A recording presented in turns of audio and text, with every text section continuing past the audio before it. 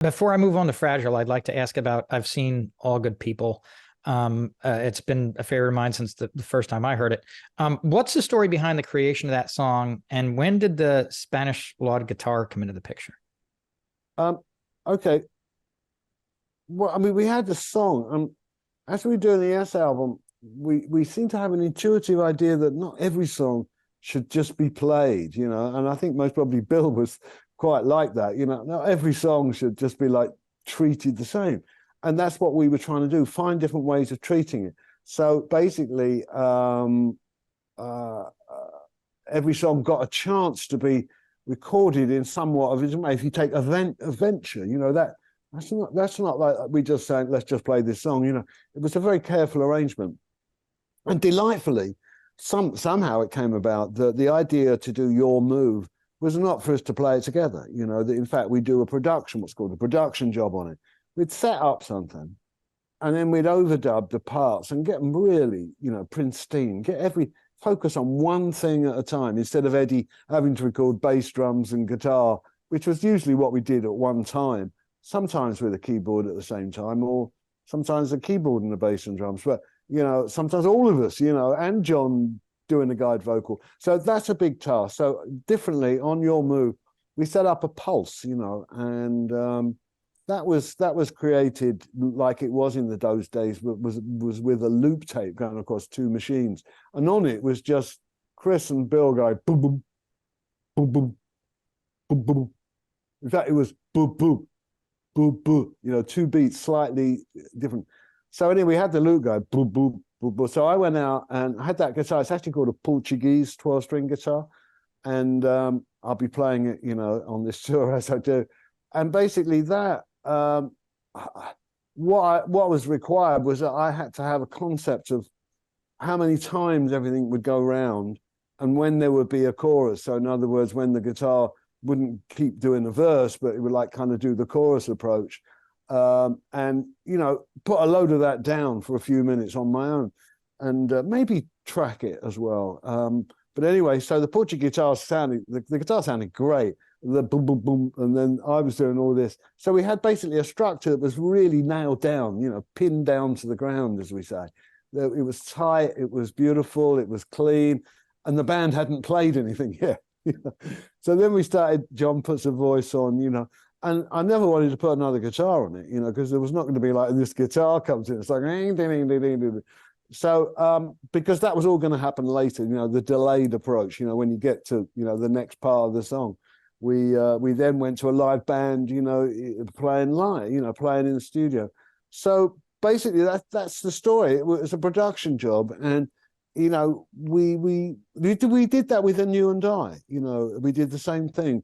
We didn't stand in the studio for hours, you know, arguing about how to play it. We set something in motion, like agreed an arrangement. There'll be so many verses, and then something will happen, you know, and then we'll take a. So that was another tracked up kind of guitar. In fact, that I did track that up with several guitars, and so that's a lovely approach. That yes, cleverly didn't overuse it, but you know, sometimes we're not playing even back then. You know, we're not playing all at once, and it does allow Eddie Offord at the time, who was our co-producer, and us as co-producers and the musicians to kind of develop it slower without having to you know, get it collectively. You know, we could focus on it individually.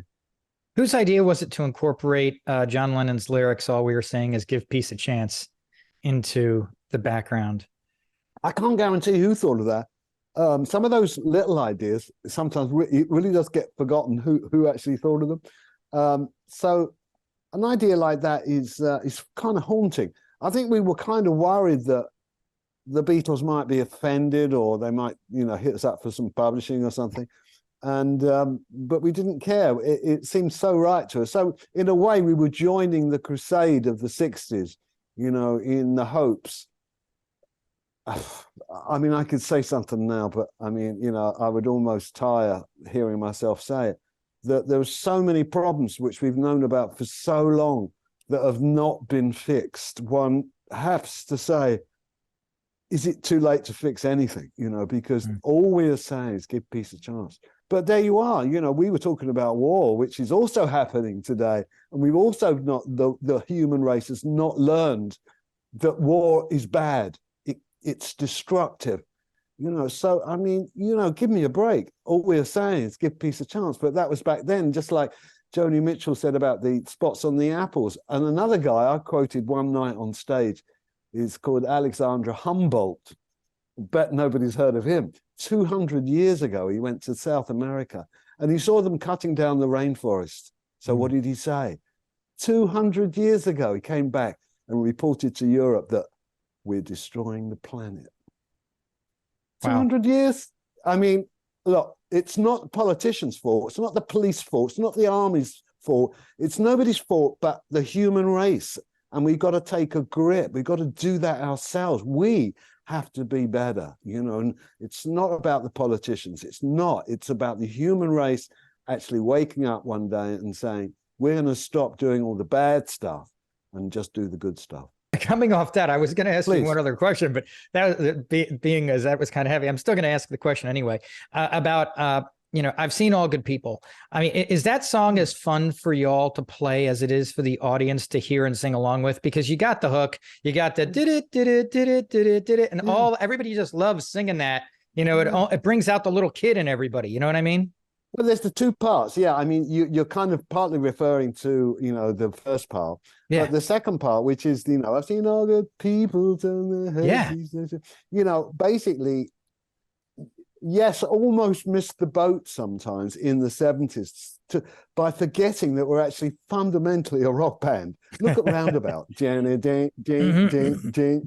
you see, we got all the trademarks of being a rock band, but we kind of brought a little twist to it, which was our skill, you know.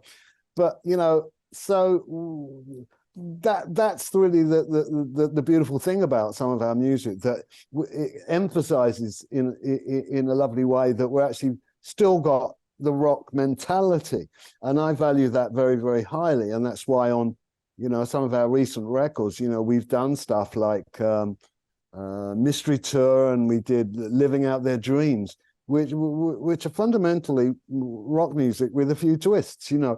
And I think we should be proud that we're still able to find that, because, you know, you don't want to get too esoteric, you don't want to get too arty, you know, you get kind of overly, kind of weighty and Wagner-esque or something.